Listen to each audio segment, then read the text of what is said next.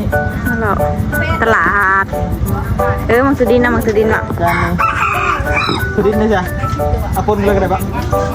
แค่เท่าไหร่ตัวละ10มีไหมอ่ะมั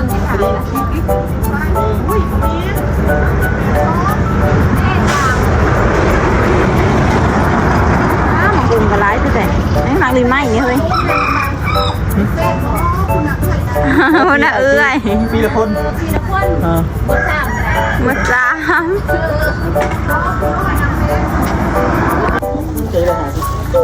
โอ้ย มา10ยี่สิบไปใส่ใจเอ่ยบอกไข่เป็ดเต้นไข่ยังไง เชี่ยวไปหอยชนะเพื่อน ไปเอาของเพื่อนได้ลูกจุดเบิ้งปิงเบิ้งเอียน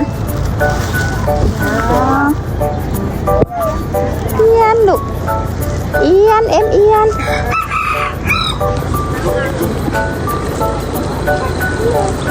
เอียนลูกบอกเต่า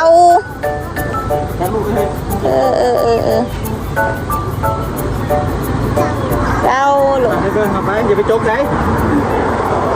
อย่าจกเด้อ